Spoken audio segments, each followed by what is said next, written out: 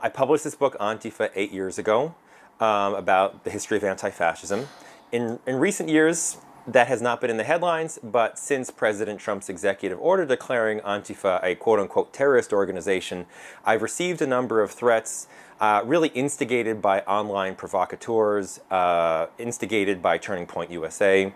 It got to the point where my home address was publicized on X, including information about my family. And so I feared for my safety and the safety of my family by staying in our home, decided that it made sense to move to Spain. Unfortunately, last night when we went to the airport, after passing through security and everything just fine, at the very last moment, mysteriously, our reservation, and only our reservation, had been canceled.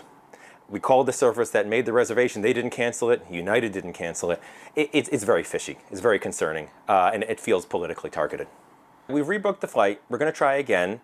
My lawyer, the Rutgers faculty union, the faculty general council are all kind of on standby in case something fishy happens again with our reservation, and then we may have to come up with a plan C.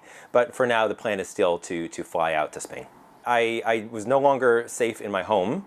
That had been advertised. I was concerned, of course, about people who posted my address, but also about those who found out about my address and meant me harm. I felt unsafe in the classroom.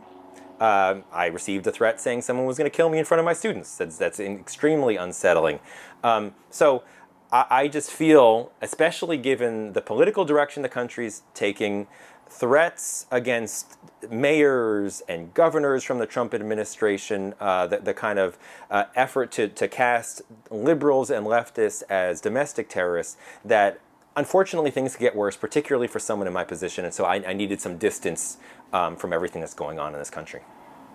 Antifa is short for anti-fascist in a number of different languages. Its history goes back more than 100 years to resistance to Mussolini and Hitler. In recent years, it's basically referred to not a specific organization, but a network of different loosely stitched groups. In that sense, Antifa is kind of a politics or a thing you do, not a group itself.